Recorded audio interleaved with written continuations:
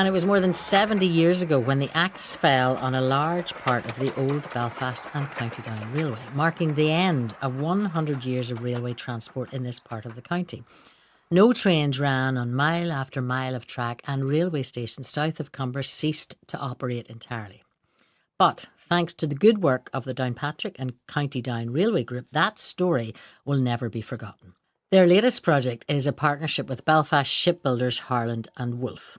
Robert Gardiner is chairman of the group, and before the vandalism that happened at the railway recently, he explained what the plans are to restore a unique Victorian railway carriage. Well, the link up with Harland has always been sort of one of those things in the back of your head. You always thought it would be fantastic to do something with the shipyard. Really, in this particular project, a number of carriage bodies that we have saved over the years. What happened after the Second World War, usually when these vehicles were scrapped, was that the underframes, basically the chassis with the wheels, that was all taken away for scrap, and the wooden bodies themselves were then used as hen houses or offices, or in one case even a granny flat. So a big problem for us really has been, when you're trying to restore these things, is, well, where do you get the the new underframe and the new wheels? And an awful lot of these vehicles are being pushed back down the pecking order in terms of restoration because of that. So that's really where Harlands have come in and offered their services for an apprentice project to recreate the steel chassis for this underframe, for this carriage. Tell us more about this carriage then, Robert, because it's I gather it's called number 33 and built, a long time ago, 1862, is that right? Yes, it's one of the oldest railway carriages still surviving in Ireland, not just Northern Ireland, and it was built for what was Ulster's first railway, the Ulster Railway, which was from what's now Great Victoria Street, well, now Belfast Grand Central, should I say, down to Armagh through Portadown. And the carriage itself, it's basically like, how would I describe it, two small living rooms for first-class passengers. So it's a bit like Titanic in regards of the first-class passengers were separate to the third-class passengers. So they got this lovely, luxurious private saloon that they could travel down to Armagh in without having to mix with the riffraff.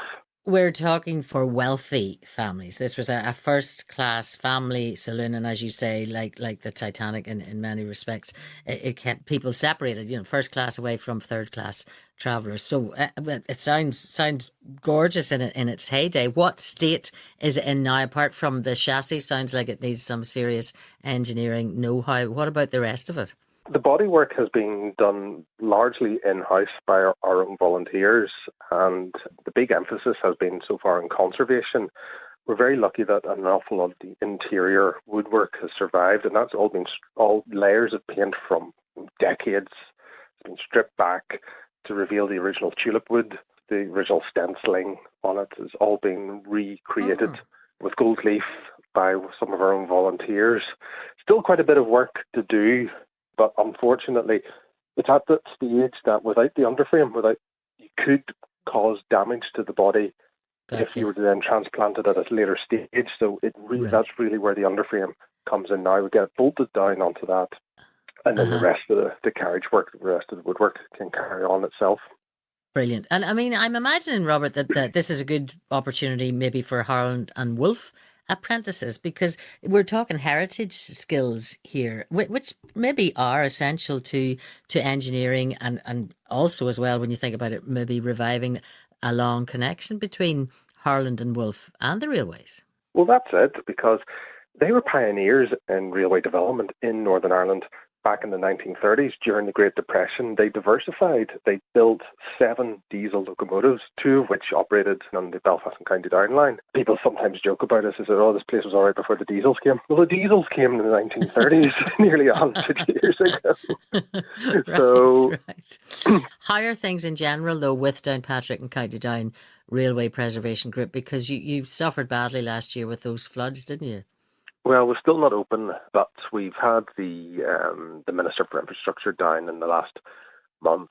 We've also had some of the officials from the Rail Safety Authority down checking on the work that we've been doing to get the infrastructure back up and running. There's a few niggles here and there, but nothing that's major.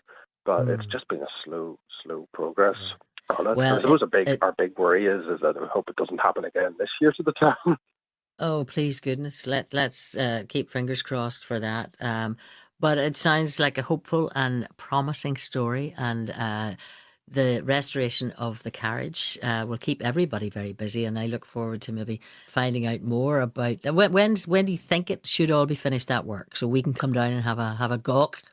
Well, the actual work on the underframe should be finished within the next week or so, and then it will be a case of transporting it down. We then have to fit some of the things like the brakes, the wheels, and then we'll be transplanting the body on top of it. But we're hopeful we'll be able to show off the underframe in the next wee while, Great. and that would be a huge, huge step forward. And then there's a giant mechano set afterwards. And since we had that chat, Robert was in touch to say that they're getting on very well with the repairs after the damage caused. And if you'd like to support them, you can do so at downrail.co.uk/donate.